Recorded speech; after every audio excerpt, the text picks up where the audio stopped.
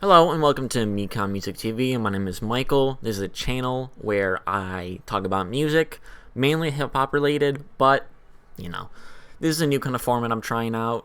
I'm just going to call it Rapid Fire for now. I'm just going to essentially go through a couple recent relevant topics in hip-hop, give a quick rundown, give my opinion on it, and yeah, that's it. Let's not waste any time. Let's get right into it. I'll start out with Nas. He just dropped King's Disease 3, his fourth consecutive project with Hit-Boy on full production. And, dude, this is an album of the year contender easily. Look, he's been on a run, okay? We had King's Disease in 2020. 2021, 2021, there was King's Disease 2 and the surprise album Magic at the end of the year. And now we have the third installment in the King's Disease trilogy. And, dude, this is some album of the year contender shit right here. It is 17 tracks, 51 minutes of straight Nas. There are no features, which at first was a little not off-putting, but I was like, oh, okay, fair enough. I mean, it's Nas, so you can't complain if you're getting 17 straight tracks of Nas, and especially when it's at this level and this good. Dude is 49 years old, and he still has something to prove, clearly. He's still rapping his ass off. I mean, Ghetto Reporter, legit. Thun is my favorite track so far. Michael and Quincy has a nice beat switch. Hood to Hood has a great beat. WTF, SMH, Once a Man, Twice a Child. Dude, Until My Last Breath bonus track, those are some of my favorites right there. I mean, God, what do I say? The production, their chemistry is getting better too. That's the thing.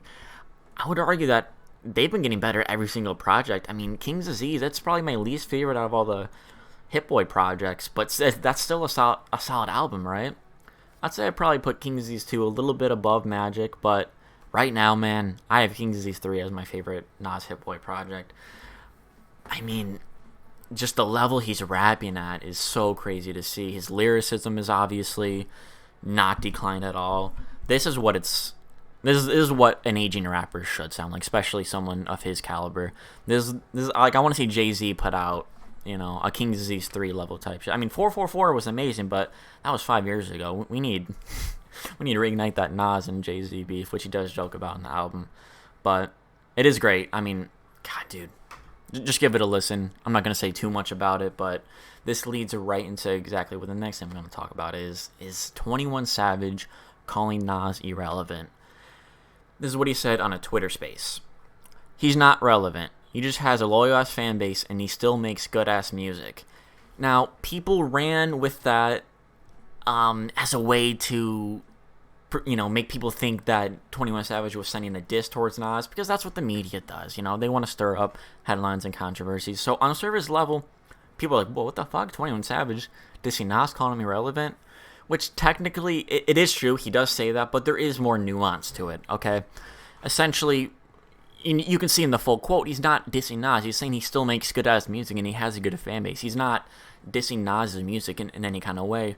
What he means is more on the charting side. Now, charting, of course, doesn't equal quality whatsoever, but what he means is that you don't see Nas, on the charts trending with the likes of, people like himself, newer age rappers, Drake, Lil Baby, Lil Durk, list goes on, which obviously he has a point. You don't hear Nas mentioned by younger hip-hop fans a lot. I mean, of course, he attracts all sorts of demographics, right? But Nas, it is fair to say that he mostly has an old head fan base, I guess.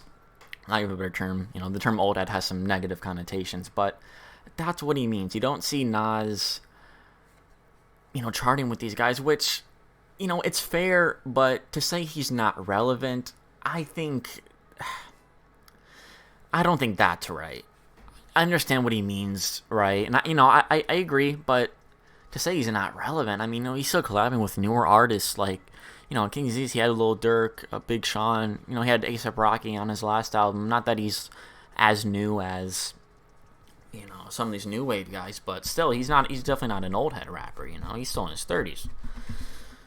So it's a weird thing. And 21 Savage did put out a tweet saying, like, I wouldn't disrespect Nas, and which is true. It wasn't a diss. But to say he's not relevant, I don't think that's right. Especially with the level that he's still putting music out and the effort and the collaborations he's doing. To say he's not relevant, man. But I love 21 Savage. himself. So I know what he means by that, right? It's not really a diss necessarily, but it's kind of an L thing or an L take to call him not relevant. But I don't know what the fuck do I know. The Grammys, dude, people are pissed at the Grammys. Shit, me too. I mean, you can see right there. Look at the best rap album nominations. God did, DJ Khaled.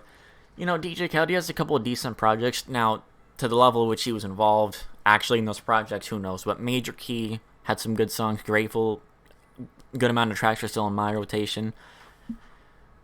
And there are a couple of decent songs on God Did. But that's the thing with a DJ Khaled album. You're going to, in a sea of uninspired, generic, not really replayable songs, or songs you don't want to replay, you're gonna get a couple slappers in there. And God Did, the title track, was one of them. It's fair to say. You had Jay-Z giving a 3-minute verse or whatever, right? Shit was awesome.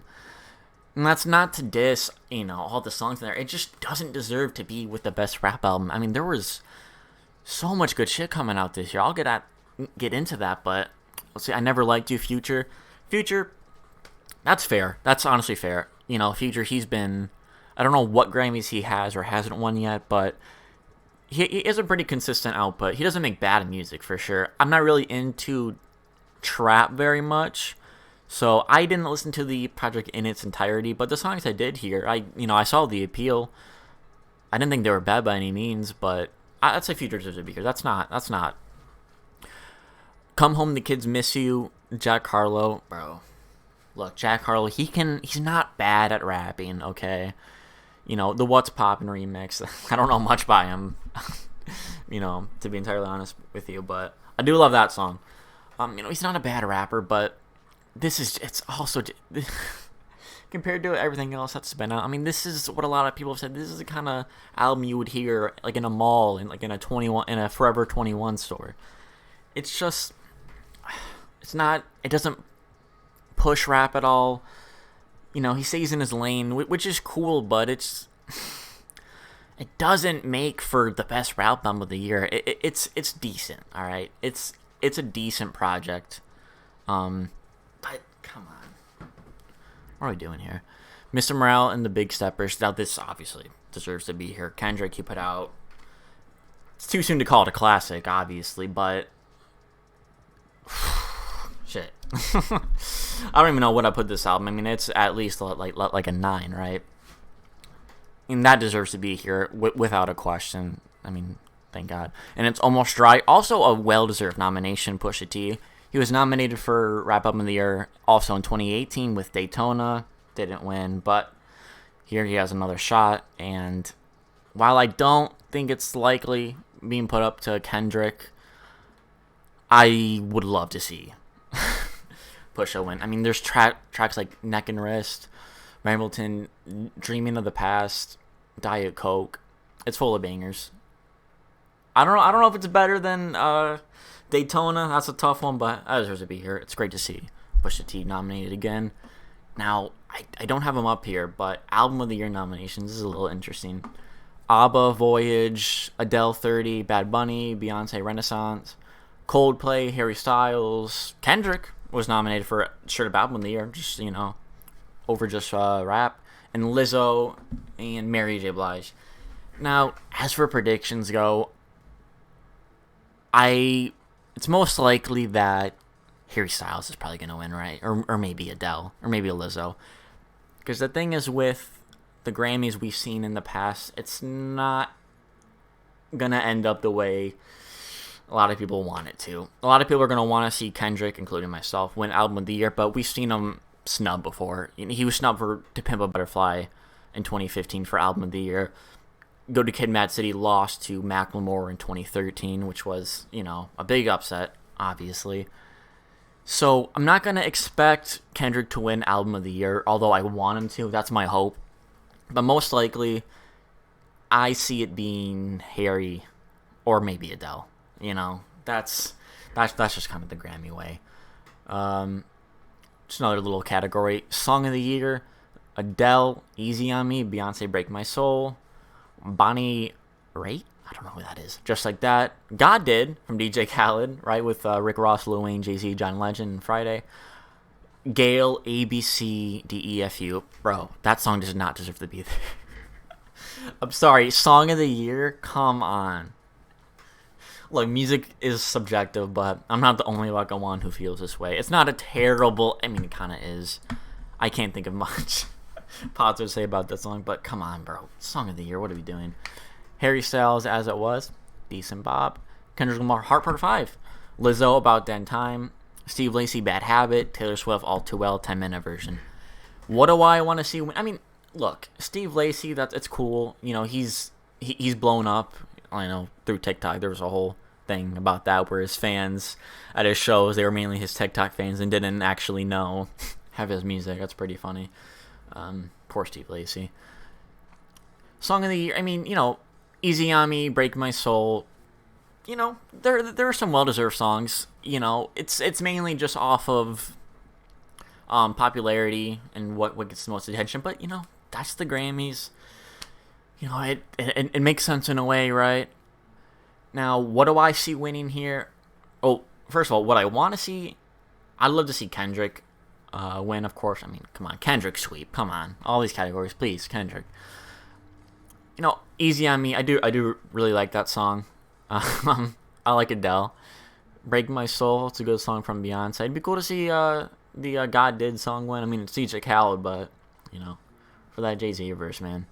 Harry Styles, As It Was. You know, I'm not gonna complain too much, but I most likely see Taylor Swift, All Too Well winning.